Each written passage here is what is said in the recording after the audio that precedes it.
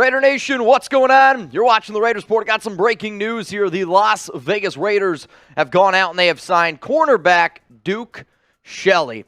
And when this news came in here, and for those that don't know how chat sports works, we're all hanging out there in the studio. Our Minnesota Vikings host looks at me and he just melts in his chair. Why? Because he really wanted Minnesota to bring back Shelley. Why? Because this guy is a mother effing dog. I'm excited that the Raiders brought him in. I know that he played with Chicago from 2019 to 2022, and then he ended up joining the Minnesota Vikings in Week 10 last season.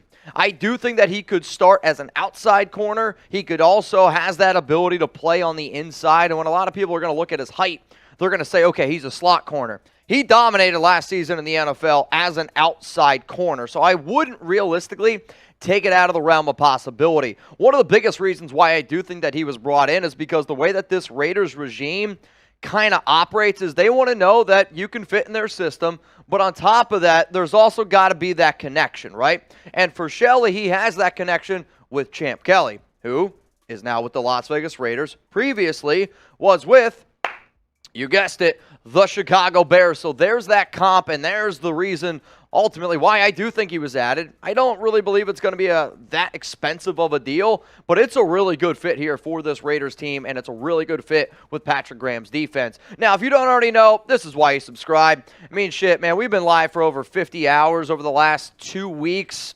It's going to be even more than that, adding it in today. My job, show you have that commitment to excellence, but it's also when the Raiders make a move, I'm going to break it down. And if you want to party with the nation, subscribe, turn on those notifications. So like I said, he is a little bit of a smaller corner. We do rip on Amik Robertson quite a bit, jokingly, but Amik's also a dog, for being 5'9", for being 176 pounds. Went to college at Kansas State. Last season, 31 tackles, 1 interception, 8 pass breakups. But Mitch, why are you so excited about this move? What makes you believe that this is going to be a starting caliber player on this team?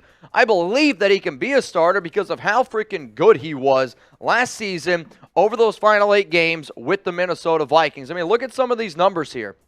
He was targeted 41 times. He was giving up only 20 catches. So if you're doing the math there, that's 50% of the time that he was targeted. They didn't even catch the ball. 249 yards allowed. He had an interception. Also had some good PBU numbers there. I get it. He is a small player. But the reason why this is a good move for the Silver and Black is simple to me. It's simple because he's going to be a really good press man corner. When you look at some of the moves that the Raiders have made, I really think that what they're going to do this offseason is they're going to try to run press man. They're going to get up in your face. They're going to be physical. They're going to try to jam you off the line. And if they can mess up your route combination, that ultimately is going to be a very good thing for them. I mean, look at these PFF grades here. You got an 81.5 overall grade. Yeah, the run defense grade, not great. Tackling grade, not great. But guess what? I don't give a shit. He was a elite coverage cornerback last season at 84.9. That's one of the highest grades that PFF gave out to a corner. So you can rip on his size all you want. But watch that man play football over the final 8 games. That guy was a freaking dog. So here's what we're going to do. I want you to get your red pens out, and we're going to make this the pinned comment on today's show. So every single one of y'all that come across this video, I want you to give it a grade. A, B, C, D, or F. We've all been to school. You're about to get hit with a YouTube ad break, so scroll on down right now and grade the signing of Duke Shelley. I'm going to give this an A grade. I like Shelley a lot, and I was excited when the Raiders made the move, but also to see the meltdown. Like, you want to see the meltdown of Minnesota Vikings Twitter, Instagram. I told you about our guy Patrick Seeps, who was the dude producing the show on Friday. It was meltdown city. Why? Because that's how good he was. I still want to see what the contract details are. I do not think it's going to be a lot of money for the simple fact of the Raiders haven't paid a lot of people. I do think that this is an underrated move where I'm giving it an A because it's not going to cost a lot of money. If it's anything over $5 million, well, then I'm going to drop my grade down. But if you're able to get him for $3-4 million a year and at that price tag with the fit in this team, that's the A grade. That's why I'm out here saying I do really like this move. But then the key thing with Graham and the key thing with McDaniels, the key thing with Dave Ziegler is there's always that word. We throw it out. It's versatility. So when you look at the Raiders cornerback room right now, there's so much versatility in here that you can do a lot of things. Like when you sign Shelley and David Long, both of those are man corners. Both of those guys want to get close to the line of scrimmage. Both of those guys want to jam up the receiver. But Shelley can play inside. David Long Jr. can play on the inside. We know Nate Hobbs can play inside, outside, but he was a lot better on the inside as a rookie. You got Brandon Faison, good depth. Tyler Hall, he proved to be a pretty good player. Amik Robertson, good depth. I mean, shit, if you're telling me right now that Robertson is the 6th, 7th best cornerback on this team, I actually really am starting to enjoy and like the overall depth here of this team. Long is a little bit bigger, and when the Raiders signed him yesterday, I said he did not fit what the Los Angeles Rams were doing the year before, and if you put him back in soft zone, he's going to struggle. What's David Long do well? Get up to the line of scrimmage, hit you a little bit, play man coverage. What's Duke Shelley best at? Also playing man coverage. I mean, listen to some of these numbers here, okay? This is Duke Shelley last season. 86.4 PFF coverage grade. That is 3rd in the NFL behind only Sauce Gardner and PS2.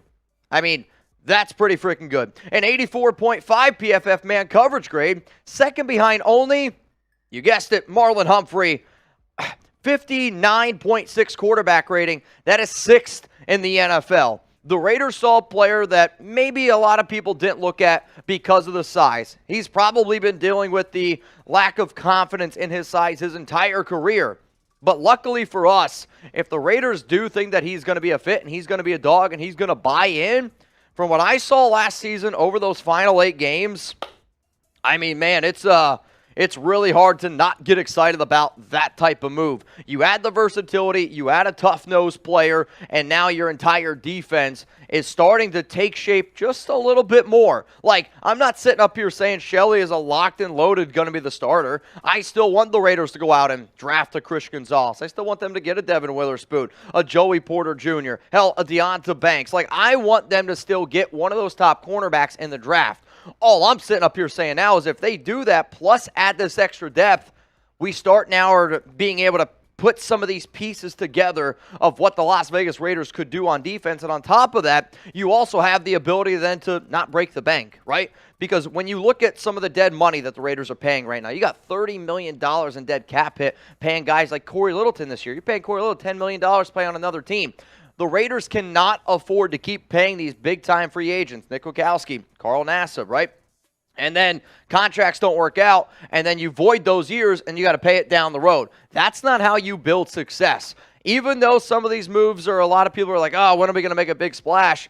The Raiders right now are a little bit handcuffed to make that big splash because you got to pay your 12 rookies, which would be about $14 million. And then you're also got to take on all that money that, let's face it, Gruden and Mayock, they failed at doing. So yes, no real big splashes, but the last 2 days, the Raiders have made some good moves, and they've made some responsible financial moves as well, which really does set up this team going forward into the draft. If you haven't already, hey man, give me a follow, Twitter, Instagram, at Mitchell Renz 365, and you already know, Brandon Jasper, he'll tell you, hit us up over on Locals, RaidersReport.locals.com. If you're watching this live, shout out to you as promised. Anytime that there is breaking news here around the silver and black, my job is to go live, give you the news, but also we're going to have a good time. If you're not watching this live right now and you're watching this at a later time, there's a chance I might still be live, so pop on over to the Raiders Report. Before I leave, give me now, after hearing all of those things that I just said about Shelley, now I want your one-word reaction to the Raiders signing him.